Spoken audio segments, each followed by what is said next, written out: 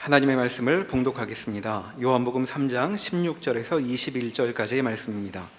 신약성경 146면 어간에 있습니다. 요한복음 3장 16절에서 21절까지의 말씀입니다. 하나님이 세상을 이처럼 사랑하사 독생자를 주셨으니 이는 그를 믿는 자마다 멸망하지 않고 영생을 얻게 하려 하심이라. 하나님이 그 아들을 세상에 보내신 것은 세상을 심판하려 하심이 아니요 그로 말미암아 세상이 구원을 받게 하려 하심이라. 그를 믿는 자는 심판을 받지 아니하는 것이요 믿지 아니하는 자는 하나님의 독생자의 이름을 믿지 아니하므로 벌써 심판을 받은 것이니라. 그 정죄는 이것이니 곧 빛이 세상에 왔으되 사람들이 자기 행위가 악함으로 빛보다 어둠을 더 사랑한 것이라.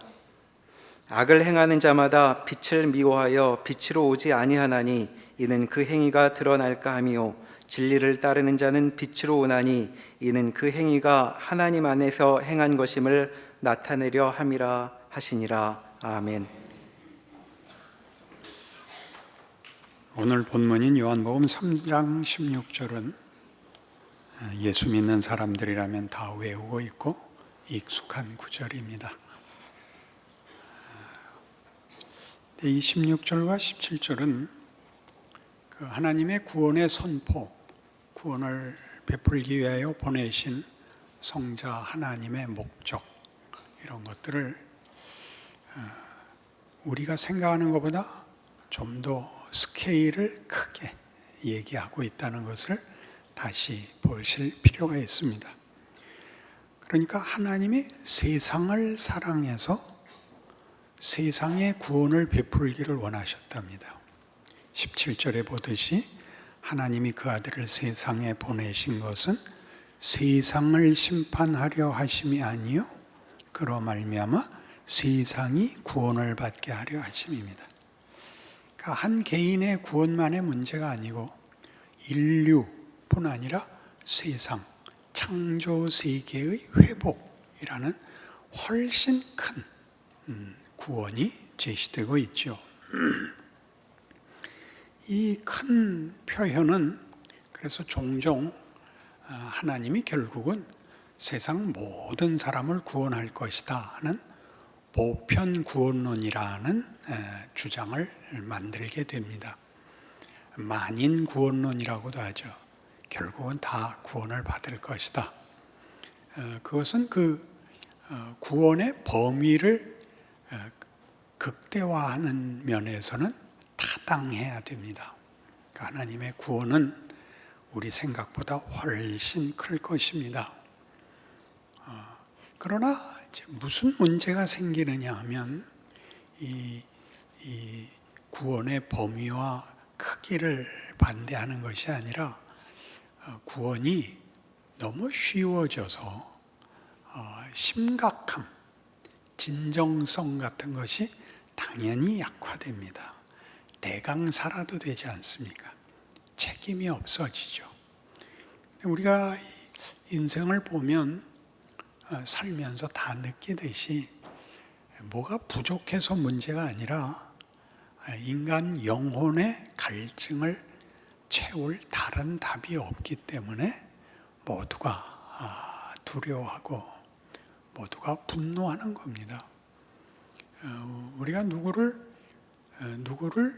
처벌함으로써 만족을 느낄 수는 없는 것입니다.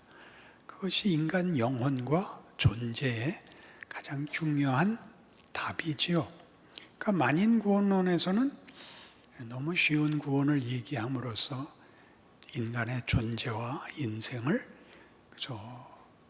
값없이 만드는 약점이 있습니다. 그럼 반대되는 개념은 배타적 구원론이죠. 책임 있게 굴어야 된다. 예수를 믿어야 된다. 예수를 믿어야 된다는 말이 굉장히 배타적으로 쓰입니다. 하나님이 예수로 구원을 베풀려 오신 것이 강조되기보다 우리가 믿어야 되는 것이 강조되죠. 이것은 분명히 그렇습니다. 인간은 이 구원에서 자신의 정체성과 운명과 실존에 대한 깊은 반응이 있어야 됩니다. 그러나 여기에는 또 어떤 문제가 있냐면 은혜와 실존이 없어집니다. 은혜는 우리의 책임보다 더 커야 맞고 또 현실이 해결이 돼야 맞는데 이 구원론을 아무리 펴도 현실적인 만족이 있는 신자는 없습니다. 우리는 전부 우리의 구원받은 정체성 그리고 운명을 이 배타적 구원론에서는 어떻게 써먹느냐 하면 난 믿었고 넌 안 믿었다. 그래서 넌 지옥 가고 난 천국 간다. 이렇게 한단 말이죠. 제일 많이 들었던 검문소에서의 검문이 뭐였습니까? 당신은 구원 확신이 있으십니까? 이거 한 번씩 다 당해보셨죠? 신분증 좀 보실까요? 어느 날 어디에서 어떻게 구원 받으셨습니까? 이건 우리에게 매우 중요한 질문이었습니다. 이것이 영생의 문제며 운명의 문제라는 걸 가르쳐 줬습니다. 그런데 문제는 우리가 아직 그 결국에 가 있지 않은 현실을 살아내야 한다는 문제에는 답을 못했습니다. 그러니까 우리는 우리의 운명을 확인하기 위해서만 구원 확신을 논한 게 아니라 믿지 않는 자들을 필요 이상으로 비난해서 우리를 안심시키는 수밖에 없었습니다. 그러니 전도도 어떻게 됐냐면 예수 천당은 맞습니다. 불신 지옥이 어디가 더 강세점이 있을까요? 너 안 믿으면 죽어. 이게 강하고 우리 많이 쓰는 자기 변명, 자기 안심이 뭐죠? 하나님은 아실 거야. 이거 아닙니까? 그게 무슨 말이에요? 지금은 안 알려주고 있는 거죠. 그러니까 이렇게 미룰 수밖에 없는 현실을 살게 됐다는 것이 어떤 우리가 이 구절에 대한 오해인가? 이게 오늘 본문에 우리가 풀어야 할 내용입니다. 하나님은 구원을 위하여 그 아들을 보내십니다. 육체를 입고 오게 하십니다. 굉장하죠? 영혼이 구원받는 게 아니라 육체도 부활하여 완성된다고 믿는 게 우리 기독교의 종말론입니다. 그리고 역사의 딱 중간에 오십니다. 역사의 한복판에 오셔서 과거가 있고 아직 남아있는 미래 사이에 오셔서 인류를 구원하시죠. 그러니까 존재들을 구원하시는데 과거의 존재, 지금의 존재, 앞으로의 존재까지 구원하십니다. 그러니까 말하자면 예수님은 과거와 미래 사이에 한 일정한 시간에 오셔서 과거와 미래는 살아보지 않은 자리에 있었고 또 유대 땅에 태어나셔서 다른 나라는 경험하지 않은 나라에서 자기 생애를 보내십니다. 그러니까 예수님은 어떤 의미에서 역사와 공간의 속에 잡혀 있습니다. 그러니까 뭘 어떻게 하려면 그 바깥에서 세계보다 시간보다 더 큰 데서 뒤집어야 되는데 그 한계에 들어오셔서 시간과 공간을 운명을 결정해 버리시거든요. 그러니까 어떻게 그런 일이 있느냐의 문제가 아니라 그렇게 하셨더라는 거죠. 예수님이 오셔서 시간과 공간과 육체로 그리고 그때 어떤 언행으로 하나님의 구원을 하나님의 목적을 우리에게 보이셨고 이루셨다. 이게 성육신의 교리요 십자가 신학이요 부활 소망이라 이렇게 표현되고 있습니다. 그러니 우리가 어떤 한 사람을 예수 믿는 문제로 얘기할 때 그가 오늘 죽어도 천국에 갈 것인가? 이게 우리의 현실적인 질문이 아니라 결국 천국에 갈 사람이 오늘 왜 이렇게 복기고 살아야 되는가? 신자는 약속만 있고 현실화되지 않은 정황은 어떻게 이해해야 할까? 무엇을 할 수 있는가? 예수 믿는 자는 뭐가 다른가? 이렇게 물어야 되는 것입니다. 그래야 답이 나오죠. 모두 다 도망갔잖아요. 천국으로 도망갔잖아요. 여기 살고 있는데 답은 다 천국이잖아요. 죽으면 천국 간다. 천국에 가면 너 없을지도 몰라. 이따오 말밖에 할 게 없잖아요. 그게 아니라 천국에 갈 사람은 세상 사람들이 내세도 없고 말하자면 낙관할 아무 의지가 없는 상태에서도 현실을 살아낼 수밖에 없는 이 외면할 수 없는 현실을 예수를 믿으면 뭐라고 이해하고 뭐라고 답을 하는가 해서 책임을 져야죠. 이걸 세계관이라고 그럽니다.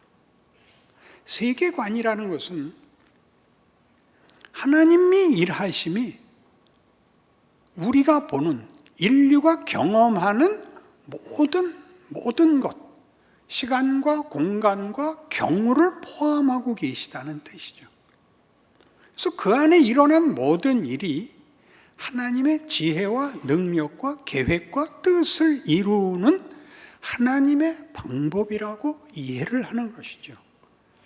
세상에서의 세계관은 예를 들면 자연주의란 생로병사입니다. 그리고 다른 종교들은 현실적인 필요에 대한 울부짖음밖에 없습니다. 언제 이사할까요? 어디로 갈까요? 이 병 고쳐주세요. 누군진 모르니까 비나이다죠. 비나이다. 누구라도 좋으니까 내 이 정성에 감동해 주십시오. 이게 다른 종교는 다 이겁니다. 그것이 율법화되었든 그것이 형식화되었든 여기가 다르죠. 우리는 기도할 때 대상이 있고 그 대상은 우리에게 뜻이 있고 계획이 있고 간섭하시고 붙들고 계시고 약속하시고 운명을 선언하신 분입니다. 그가 그 일을 예수를 구원을 위하여 예수를 육체로 시간 속에 공간 속에 보낸 것 같이 우리의 시대, 우리의 인생을 살게 하심으로 그것이 각각 하나님의 뜻을 이룬다. 이것이 우리가 이해하는 역사요, 시간이요, 현실이요, 경우요, 내 자리요, 내 책임이라고 이해하는 것입니다. 우리는 이 큰 그림을, 이 기독교 세계관을 이렇게 좋게 설명한 도움을 받고 있습니다. 성경은 드라마다 그런 책이 있습니다. 그 저자를 잊어먹었습니다. 거기선 이렇게 쉽게 얘기합니다. 인류 역사는 창조, 타락, 약속, 구원, 교회, 그리고 종말이다. 6시대로 6막의 연극같이. 그래서 인류 역사 전체가 그렇다. 그러니까 이 전체가 일을 하고 있는 겁니다. 어떤 일이요? 하나님이 창조하신 세계를 완성하시겠다고, 회복하시겠다고. 그 일에 우리 인류는 다만 어떤 그냥 존재에 불과한 게 아니라 상대라고, 목적이라고, 대접을 받는다고. 왜요? 죄를 질 기회까지 줬으니까요. 그리고 우리가 살아서 하나님의 일하심이 우리에게서 반응이 되고 책임이 되고 자랑이 되도록 하나님이 일하시니까요. 그래서 대표적인 성경 구절로는 우리 고린도전서 1장에 나오는 바와 같이 십자가의 도가 믿지 않는 자들에게는 미련한 것이요, 믿는 우리에게는 하나님의 능력이요 하나님의 지혜니라. 이런 말을 하려면 이 말을 현실에서 할 수 있어야죠. 말싸움할 때 하거나 예수를 믿었지만 더 이상의 보상을 받지 못한 이가 놀리는, 그래서 원망스러운, 보복을 할 수 없는 그 시점에서 하는 넌 몰라도 하나님은 아셔. 이런 때 써먹으라고 준 게 아니라 왜 내가 이 고생을 해야 되는가?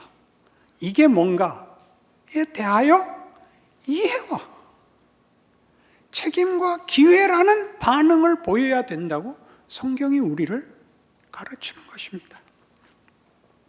그러니까 그가 얼마나 큰 확신을 갖고 있느냐가 문제가 아니라 그가 자기가 서 있는 자리, 인류의 긴 역사 속에서 많은 과거와 교훈을 갖고 지금 예수 믿어 오늘을 사는 지금의 현실, 지금의 대한민국, 정치, 경제, 사회, 교육, 국방 모든 걸 다 포함해서 옛날부터 넘어온 유산, 국민적, 민족적 정서 이런 걸 다 포함하여 지금 내가 사는 현실, 내가 붙들린 자리에서 나는 내 인생을 어떻게 이해하고 어디로 가야 하고 책임이 뭐고 기회가 뭔지 안다 라고 반응을 하셔야죠. 난 믿어. 이건 도망가는 겁니다. 이 문제 풀어봐. 나는 예수 믿는 데니까. 왜 학교 다닐 때 시험지에다 그렇게 쓰지 그러셨어요? 신학교에서는 그런 답안지 많이 나와요. 목사님, 지난 주간에 우리 교회 부흥에 있어서 저는 공부할 틈이 없었습니다. 헤아려 주십시오. A+ 주죠. 내가 무슨 사시 감독관도 아니고 내가 무슨 암행어사도 아니고 내가 뭘 못 주겠어요? 내가 다시 돌아가면 A++. 얼마든지 각각의 생애를 열심히 사는 데를 격려하고 자기 일을 하고 그러는 게 하나님이 세상을 사랑하사 이처럼 사랑하사 독생자를 주셨으니 그 시간을 끌고 오시죠. 벤허를 보시면요. 또 벤허? 굉장한 영화입니다. 요즘은 영화에 광고를 넣으려고 예전에는 영화를 한 편을 한꺼번에 해줬어요. 앞에 광고하고 끝나고 광고했는데 이제 광고를 더 하려고 1부, 2부로 잘랐죠. 1부하고 광고가 2번 나와요. 어떻게 2번 나오냐면 1부 끝 광고와 2부 시작 광고가 나와요. 그리고 2부를 하죠. 그게 3부로 쪼개졌어요. 베노는 4부로 쪼개졌어요. 그러니까 얼마나 광고를 많이 하겠다는 얘기예요. 근데 참 재미있는 게 베너의 장면 중에서 제일 좋은 장면이 어디세요? 한번 생각해 보세요. 벤허 그러면 떠오르는 최고의 장면이 어디세요? 전차경주? 아니에요. 여러분이 제일 좋아하는 데가 어디인지 제가 알아요. 저도 좋아하기 때문에. 한번 잘 생각해 보세요. 퀸투스 아리우스 사령관을 구하고 로마에 개선 행진을 하고 황제 앞에 아리우스 사령관이 상 받으러 올라가고 마차에 서 있는 베너 볼 때가 제일 좋아요. 그때는 아무 근심 걱정이 없어요. 우리 모두가. 우리 다 주인공 편이니까. 그때 무슨 긴장이 있겠으며 무슨 두려움이 있고 무슨 불안이 있겠어요. 그래서 우리가 제일 좋아요. 근데 그러고 끝나면 안 되죠. 그것쯤은 아시죠? 그럼 베너가 대박을 터뜨릴 수가 없잖아요. 본문을 담을 수도 없고. 그 다음에 좋아하는 건 이제 전차경주예요. 긴장되죠. 아슬아슬하고. 그러나 몇 살 나를 죽였는데 답이 안 나오잖아요. 그래서 이제 끝에 절정으로 갑니다. 예수님 잡히는 장면이죠. 자기 어머니와 여동생을 나병 환자들 굴에서 꺼내서 돌아오다가 예루살렘의 성에 들어갔는데 사람이 없죠. 왜 아무도 없느냐? 너는 모르느냐? 오늘 그 위대한 랍비가 재판을 받는 날이다. 다 거기 모여 있죠. 다 모여 있습니다. 예수님은 거기 죄인으로 서 있고 가시관 쓰고 머리 푸른 채 서 있고 빌라도가 손을 씻습니다. 대사는 없습니다. 우리 다 아니까요. 그리고 십자가 지우고 채찍질해서 계단을 올라오십니다. 길게 올라오십니다. 우리 다 싫어합니다, 거기를. 왜 싫죠? 예수님이 십자가 지시고 우리 죄를 구해 주신 건 좋지만 이렇게 꿀리고 가는 모습을 민망하게 보이는 게 싫습니다. 다 싫습니다. 조롱하고 옷을 나눠 가지고 십자가에 못 박고 엘리 엘리 라마 사박다니가 있고 거기선 그런 부분은 생략되어 있지만 우린 다 아는 겁니다. 여러분, 이 장면에서 놀라운 것, 베노를 만든 사람들의 최고의 그 수준을 보여줍니다. 거기 하나님은 결코 폭력으로 개입하시지 않습니다. 굉장하지 않습니까? 그 장면을 얼른 지나가게 안 하십니다. 십자가를 지고 한 걸음씩 가야 됩니다. 예수님을 동정하거나 그 바보 같은 놈들이라고 욕을 하는 걸로 넘어가시는 건 다 신앙생활이 뭔지 모르는 것입니다. 그걸 하나님이 하십니다. 하늘이 울지요. 천둥 번개가 치지요. 하늘이 깜깜해지지요. 하늘도 울었으나 하나님은 개입하시지 않습니다. 공포로 들어오지 않습니다. 사랑이 사망과 공포를 이기는 걸 보여줍니다. 예수님의 사랑은 신파가 아닙니다. 끝까지 공포를 개입하지 않습니다. 우리가 우리 인생 속에서 요구하는 것들은 보통 폭력을 갖고 싶어 합니다. 쉽게 권력이라 그러지만 우리는 폭력을 휘두르고 싶습니다. 그리고 그걸 허락하지 않는 하나님이 원망스럽습니다. 그래서 우리는 이분법, 넌 지옥 가고 난 천당 가 외에는 할 말이 없는 현실을 살게 되어버렸습니다. 그래서 아무도 위대하지를 못합니다. 여기가 안타까운 지점입니다. 우리는 하나님이 그의 사랑을 붓는 방식이 십자가였다는 것을, 신이 인간에게 조롱을 당하는 모습을 견딘다는 이 일에 대하여 우리는 커다란 충격을 받습니다. 이건 해결할 수가 없습니다. 이건 마지막 날에 우리가 우리 몸의 부활을 입고 하나님 앞에 서야만 할 것입니다. 그러나 하나 분명한 것이 있습니다. 하나님의 사랑은 폭력과 공포의 유혹과 시험을 넘어서 있다. 이것만은 우리가 압니다. 끝없이 용서하신다. 그리고 이기신다. 이기신답니다. 그러니 우리는 우리의 생애에서 우리가 이 역사 속에, 현실 속에 세상에서 살아가는 방법으로 신자를 완성하겠다는 하나님의 구원을 인정하고, 사람을 넌 나쁜 놈이야, 넌 예수 안 믿잖아, 이렇게 이분법으로 재판하지 마시고 그 안에서 살아내셔야 됩니다. 왜 이런 일이 있어? 를 얘기하면 안 됩니다. 여기선 어떻게 할래? 라는 질문 앞에 서야 됩니다. 사도행전 4장입니다.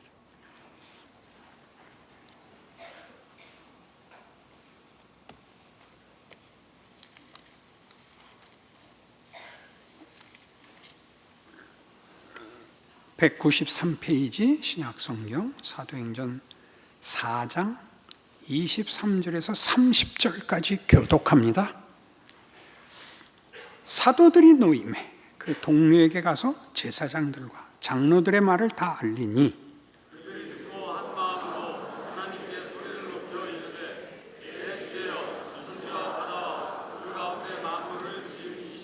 또 주의 종 우리 조상 다윗의 입을 통하여 성령으로 말씀하시기를 어찌하여 열방이 분노하며 족속들이 허사를 경영하였는고,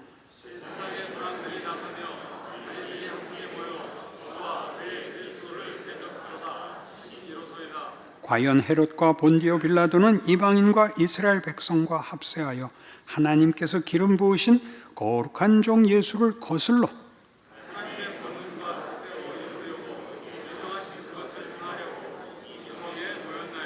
주여 이제도 그들의 위협함을 굽어보시옵고 또 종들로 하여금 담대히 하나님의 말씀을 전하게 하여 주시오며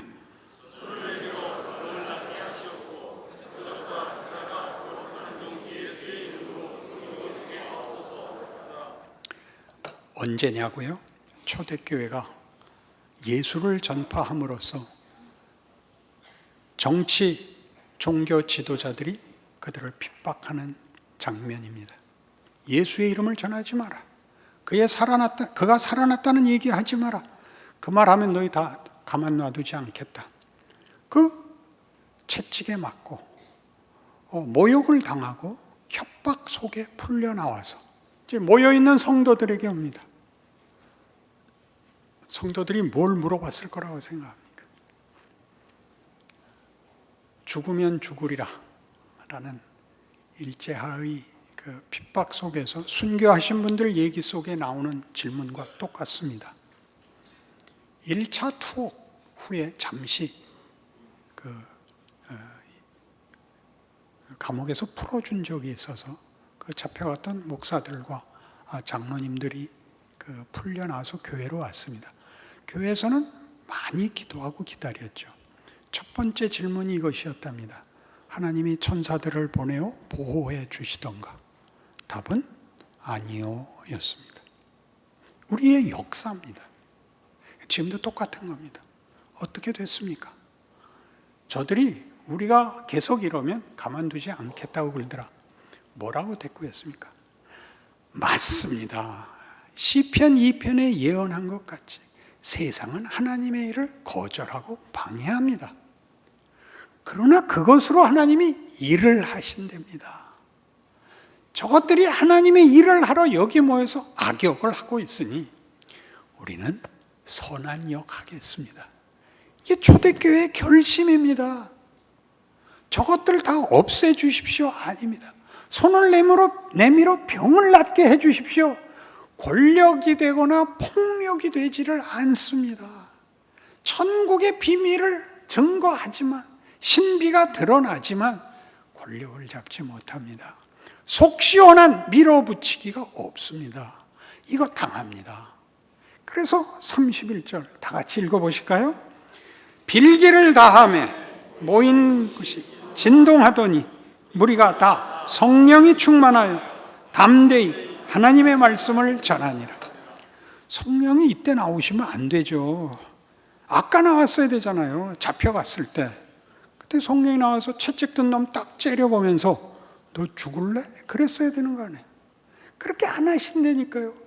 그게 하나님이 우리에게 요구한 하나님의 신비라고요. 십자가는 하나님의 능력이요 하나님의 지혜라고요. 이걸 받아들이지 못하면 우리는 현실을 살 수가 없습니다. 도망가거나 외면할 수밖에 없습니다. 이 기간을 줍니다. 이 사도 요한이 이거 쓰고 사도행전 누가 갔을 때 이거 잘난 척하고 쓴 거 아닙니다. 다 도망갔었습니다. 세상이 악역하는 거는 봐줄 수 있지 않습니까? 제자들이 도망간 건 얼마나 창피합니까? 그것입니다. 우린 다 도망갔었다. 우린 그때 몰랐다. 우린 하나님이 이를 십자가로 할 거라고는 상상도 못했다. 그게 가장 큰 하나님의 권능이고 하나님이신 자기 증명이었다. 우리는 항복한다.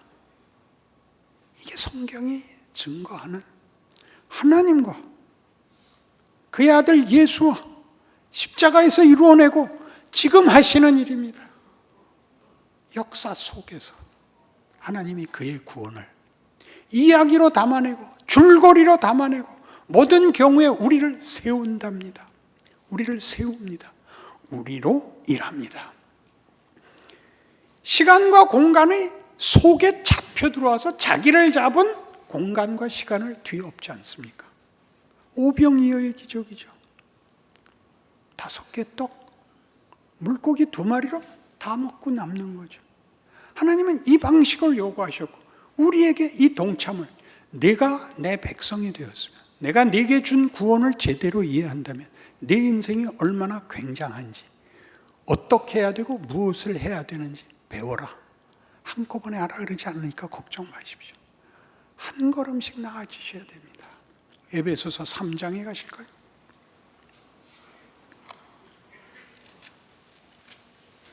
(312페이지) 에베소서 3장 14절에서 끝절까지 교독합니다.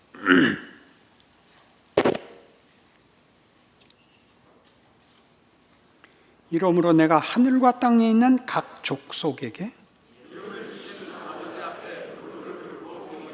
그의 영광의 풍성함을 따라 그의 성령으로 말미암아 너희 속사람을 능력으로 강건하게 하시오며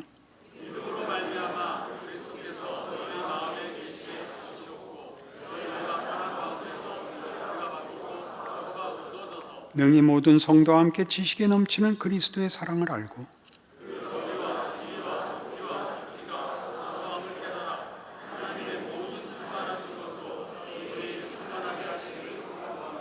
우리 가운데서 역사하시는 능력대로 우리가 구하거나 생각하는 모든 것에 더 넘치도록 능히 하실 이에게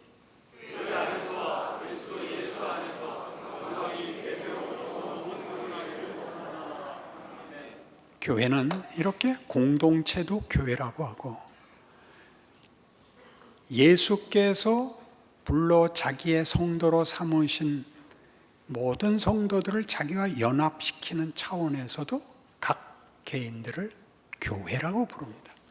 마치 구약에서 하나님의 백성을 이스라엘이라 불렀던 것 같이 신약 시대에는 각 개인을 그리고 공동체를 교회라고 부릅니다. 뭘 약속하고 있죠? 사랑을 알라. 사랑이 공포보다 크다. 사랑이 폭력보다 크다. 사랑이 너희가 가져야 하는 인간성의 본질이어야 된다. 이 능력과 이 영광이 충만해질 것이다. 이렇게 약속합니다. 그러니 하루가 이 영광을 만드는 길이라는 것을 기억하는 하루여야 됩니다. 과거를 가지고 변명하거나 운명을 가지고 변명하지 마시고 오늘을 사셔야 됩니다. 그렇게 말하는 자가 아니라 그 장면에서 그 경우와 조건 속에서 예수를 믿는 사람은 어떻게 답하는가, 말하는가, 행동하는가가 매일 여러분에게 열려 있습니다. 그 도전이 매일의 삶 속에 있습니다. 믿는 자와 믿지 않는 자가 동일하게 겪는 공통된 현실 속에서 답이, 반응이, 영광이 갈라서는 겁니다. 그 위대한 길을 살아내는 여러분이시기 바랍니다. 기도하십시다. 하나님 아버지, 하나님께서 그 아들을 보내신 것 같이 우리 생애를 승리로 이끌 것을 믿습니다. 그러니 오늘 하루를 헛되이 보내지 않고 하나님의 사람으로 반응하고 책임지고 기도하게 하여 주시옵소서. 예수님 이름으로 기도합니다. 아멘.